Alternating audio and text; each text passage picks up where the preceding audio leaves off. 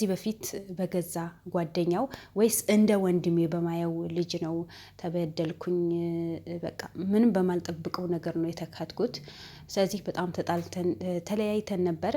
ግን በመጨረሻ ለፈጣሪ ብዬ ይቅርታን ጠይቄው ተደዋውለን እናወራለን። እንደ መጀመሪያ ባይሆንም ተደዋውለን እናወራለን። ምክንያቱም በቃ ሆነ ተፈጠረ ማይፈጠር ነገር የለም። አያችሁ ቅን ልብ ያለው ሰው ቅን ልብ ያለው ሰው እኮ አርቆ ነው የሚያስበው እንጂ ብቻ ለጊዜው ደስታ ወይስ እኔ ብቻ ልደሰት አይልም።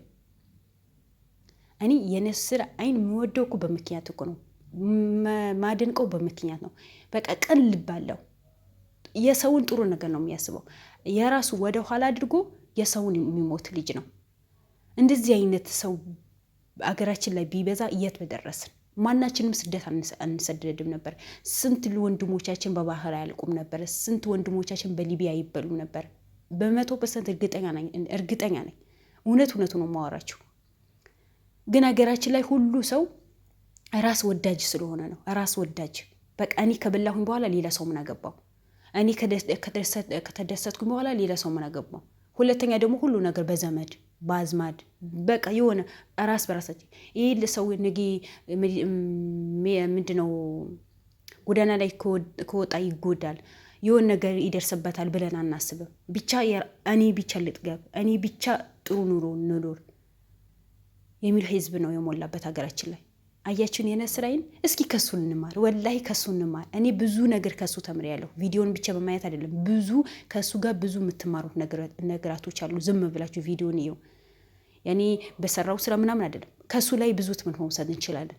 እሱ የወላሂ አስተማሪያችን ነው፣ ብታምኑ ባታምኑ ማለት ነው። ለምን ደግነት ያስተምርን ነው። መጥፎነት ደግሞ ምን ያክል እንደሚጎዳ ከብዙ ሰዎች የተማር ነው። ስለዚህ ከሀገሬ ወጥቼ ቤተሰቦቼ፣ እናቴ፣ እህቴ፣ ወንድሞቼ ለመርዳት ወጥቼ ብዙ ስራ ክፍለ ሀገር ድረስ ሂጄ ብዙ ስራ ሰርቻለሁ። አዲስ አበባ ላይ ብዙ ስራ ሰርቻለሁ። በብዙ ነገር ያ ሁሉ አልሆንም ብሎኛል። መጨረሻ ላይ ንግድ ዓለም ገብቻለሁ። ንግድ ዓለም ከስሪ ወድቄ ባለሁኝ ሰዓት ፍቅረኛ ያንስታኝ ለዚህ አብቅታኛለች ብለዋል። እንግዲህ ከፍቅረኛው ጋር ምን ይኑረው ምን ይሁን አላቅም። ነበረችኝ የሆነ ጥያቄ ይፈጥራል። ነበረችኝ አለችኝ ሳይሆን ነበረችኝ ነው ያሉት። እና እንደዛ ሲዋደዱ ከተለያዩ በጣም ከባድ ነው። ያው ሁሉ ነገር ቀደር አላህ ነው አምናለሁ። ሁሉ ነገር ቀደር አላህ ነው። ሰው እንደተዋደደ አይገባም። ሰው እንደተዋደደ አይኖርም። ሰው እንደተጣላ አይኖርም። ተጣልቶም ይታረቃል። የሰው ልጅ የሚለያየው በሞት ብቻ ነው እንጂ ሰው የፈለገ ያክል ቢዋደድም በሆነ ምክንያት ይለያያል። ሰው የፈለገን ያክል ቢጣላ በሆነ ምክንያት ታርቆ ተዋዶ ይኖራል። ነበረችኝ ስላለ እኔ ጥያቄ ይፈጥሩብኛል። ብቻ አላቅም። እስኪ እናንተን ኮሜንት አያለሁ ምን እንደምትሉ። ስለዚህ ከዛ በኋላ ነው እነዚህ እስኪ እንደኔ የተበደሉ ገንዘባቸው የተበሉ ባልሆነ ነገር ደግሞ ተጨኩኖ ቤት ውስጥ ቁጭ ያሉትን እስኪ ይህ ስራ ልስራው ብዬ በውስጥ ጀመርኩኝ አለ። በውስጥ የሰራሁኝ ለምንድን ነው እንዲህ በውስጥ ብቻ የነገራቶችን ማስተካክለው? የተቸገሩ ሰዎች የተበደሉ ሰዎች የምደርስላቸው እስኪ ሚዲያ ላይ ላውጣው። ብዙ ሰው ሊመጥ ይችላል፣ ብዙ ሰው ሊማር ይችላል ብዬ ሚዲያ መጣሁኝ። ከአቅማችን በላይ የሆነ ህዝብ ነው። እኔ ተበድያለሁ፣ እኔ እንደዚህ ሁኛለሁ፣ ብር ተበልቻለሁ፣ እንደዚህ በቃ በወረፋ ነው በወረፋ እና በነስር አይነ ሚዲያ ውስጥ ብዙ ወጣቶችን አሉ። አሁን ደግሞ ቢሮዬን ስራዬን ላስፋፋ ነው መፈልገዋለ። ስለዚህ ይሄ ወጣት እስኪ እናበረታታው። አያችሁ ከእንደዚህ ከትንሽ ነገር ተነስቶ ወደ ትልቅ ነገር ደርሰዋል። ለተቸገሩት ከጎናቸው ሆኖ የረዳ ነበር። ዛሬ ደግሞ ሚዲያ ላይ አውጥቶት ብዙ የተቸገሩ ሰዎችን የረዳ በሱ ዙሪያ ደግሞ ስራ ያጡ ወጣቶችን ሰብሰብ አድርጎ እነሱ ስራ እንዲሰሩ አድርጎ ለእነሱ ሌላ ስራ ከፍቶ ለወገኖቻቸው እንዲደርሱ ያደረገ ጀግናችን ነው። ሁለታቸውም ጀግኖቻችን ናቸው። ለእኛ ግን ማበረታታት አለብን። ዲምሴ ሪል ስቴት እኔ በጣም ነው የማመሰግነው። ለምን በቃ ሌላ በስራ ላይ ሌላ ስራ እንዲጨምርበት ማለት ሞራል እንዲሰማው ጎበስ ሆኖ ጠንካራ ሆኖ እንዲሰራ ነው ያደረጉት። ቢሮን ያክል ከፍተው እንደዚህ ፈታ አድርገው ሰጡት። እኔ በጣም ደስ ያለኝ ከእሱ በላይ ደስ ብሎኛል። ማለት አላመነም እኮ ሊያምን አልቻለም። በጣም አሳቢም ነበር አለ እሱ። ቢሮ ለመክፈት ሌላ ቢሮ ለመክፈት ሀሳቤ ነበር። ለምን በእኔ ዙሪያ ያሉ ወጣቶች በጣም ጥሩ ጥሩ ወጣቶች ናቸው። ለወገናቸው የሚቆሙ የተቸገረ ሰው የሚረዱ የተበደለ ሰው የሚቆሙ ወጣቶች በእኔ ስር ውስጥ ስላሉ እነሱን ሌላ ቢሮ ከፍቼ ሰጥቻቸው ሊሰሩ ስራው ሊስፋፋ ነው የምፈልገው ነው ያለ። ስለዚህ እንደዚህ የሚያስቡ እንደዚህ ጥሩ የሚሰሩ ሰዎችን ያባካቸው እናበረታታቸው። በቃ በሰብስክራይብ እናበረታታቸው። እነ ዲምሲ ስቴት ቢኖረውም ባይኖረውም ሀብታም ቢሆን ባይሆንም ቢሮ ሰጥተውታል አይደል? እኛ ደግሞ በስልካችን ሰብስክራይብ ብናደርገው አይቀነስብን፣ አይጨመርብን ምንም ነገር። በዚህ ነገር እናስደስታቸው። ጥሩ የሚሰሩ ሰዎችን ወላሂ እናበረታታቸው። ምንም አንጎዳም እኮ መጥፎ ሰዎችን እኮ ሀይ ሀይ ሀይ እንለዋለን አይደል?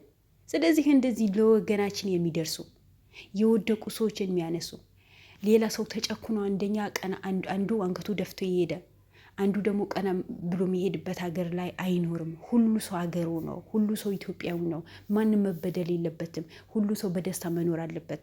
በራሱ ንብረት ላይ፣ በራሱ ብር ላይ፣ በራሱ ህይወት ላይ እንደፈለገ መኖር አለበት ብሎ እንደዚህ ከጎን ሲቆም ጊዜ እኛ ለእነሱ በሰብስክራይብ ብናበረታታቸው ምን ችግር አለው? ችግራችን ምንድን ነው? እስኪ ንገሩኝ። ሁላችንም ወገናችን ሲጎዳ እኮ ደስ አይለንም አይደል? አገራችን ሲበተን ደስ አይለንም። አገራችን ላይ የሆነ ነገር ሲደርስ አባት ሲያደርግ ወይ እናስታደርስ ማናችን ደስ አይለን ማለት። ስለዚህ እነዚህ ጀግኖች ደግሞ ለእነሱ ደጋፊዎች ናቸው። የበለጠ ነገር እንዲሰሩ ደግሞ እኛ ማበረታት አለብን። አሁን ዛሬ ልዑልን በደስታ ላይ ደስታ ጨመሩለት። ገና ሌላ አይምሮን ሰፋ አድርጎ ስራውን ሰፋ አድርጎ እንዲሰራ ነው ያደረጉት። አያችሁ፣ በጣም ነው ደስ ያለኝ። ለካ ደግነት በቃ ከታች የጀመረው ነገር ነው። አያችሁ፣ ጥሩ ስራ ሰርቶ ስለመጣ በእሱ ላይ ክፋት ስለደረሰ እሱ ስለተካደ እሱ ስለተበደለ እንደኔ የተበደሉትን ተጨኩኖ መቅረት የለባቸውም በማለት ነው ዛሬ ይህ ስራው እንዲስፋፋ ያደረገው። እኔ በጣም ነው ደስተኛ የሆንኩት። ገና የበለጠ ስራ ሰርተ ከዚህ በላይ ደርሰ አገራችን ላይ እንዳለ አንድ ሰፈር ሳይሆን ሙሉ ኢትዮጵያን የምትደርስ ጀግና አላህ ያርግ። ጤናህን አላህ ይመልስልህ። አንተ ራስ ምታት አይኖርብህ። መቼም የሰው ልጅ ሳያሙ አይኖርም፣ ያመዋል።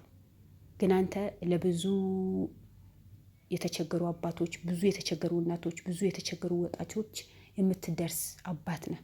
ከፈጣሪ በታች ለሰው የምትደርስ ጀግና ነህ። አንተ ምንም አትሆን። ለነገሩ ሙስሊም ዱዓ ያደርግልሃል፣ ክርስቲያኑ ጸሎት ያደርግልሃል። ሁሉም ሰው በየሃይማኖቱ እኮ ለአንተ ይሳሳል። ሰው የሚወደው ሰው ፈጣሪ ይወደዋል። ዱዓና ጸሎት ደግሞ ከምንም በላይ ለእኛ መሳሪያችን ነው። ስለዚህ አንተ ለአንድ ቀን ህመም የሚባል ነገር አይስማ። ለምን? ለብዙ ሰው እንባ አባር ስለሆንክ እና በድጋሚ እንኳን ደስ አለ። ደስታህን የኛው ደስታችን ነው። አንተ ደስ ሲለህ ጊዜ እኛም በጣም ነው ደስ የሚለን። ለምን? ስለሚገባ፣ ከዚህም በላይ ስለሚገባ። አንተና ዘላለም እኔ አላቅም። ለእናንተ እኔ ቃላት የለኝም። በቃ ሁሌ ደስተኛ ሆናችሁ ከጎናችሁ ሰው ሆኖ ከዚህም የበለጠ ነገር ደግሞ ሰፕራይዝ ተደርጋችሁ ልትኖሩ ነው እኔ ፍላጎቴ፣ ሁሌ ማለት ነው። በቃ ፍላጎቴ ይሄ ነው። እናንተ መቼም ወደ ኋላ ልትሉ አልፈልግም። በስራችሁ ጠንካራ ሆናችሁ ሌላ ስራ እንድትሰሩ። ይሄ አንተም ብለሃል። በየጎዳና የተቀመጡ ወጣቶች አሉ። እነሱ አንስተን ጥሩ ስራ እንዲሰሩ ለወገኖቻቸው እንዲዘርሱ ማድረግ ነው ፍላጎት ያለ። ይሄ ፍላጎት ደግሞ አላህ ያሳካልን። አዎ ፍላጎትህ ጥሩ ስራ ለመስራት ወደፊት ስትጓዝ ጊዜ እኮ ከፊትህ ፈጣሪ ነው የሚቀድመህ። ያ ስራ ቀለል እንዲልህ ስራውን እንድትሰራው አላህ ቀለል ያደርግልሃል። መጥፎ ስራ ለመስራት ሲሆን እኮ ነው ሴጣን ቀድሞ እንዲህ ካላደረጋችሁ አሁን እንደ መስፍን ማለት ነው እንዲህ ካላደረጋችሁ እንዲህ በቃ እነዛ ገደላቸው፣ እንደዚህ በላቸው፣ እንደዚህ ያሰቃያቸው ይልሃል። ግን አንተ ሁሌ ጥሩ ስራ ለመስራት ሀሳብ ስላለ ምኞትህ ስለሆነ የውስጣችን አዋቂ አላህ ሱብሃነሁ ወተዓላ አይደል?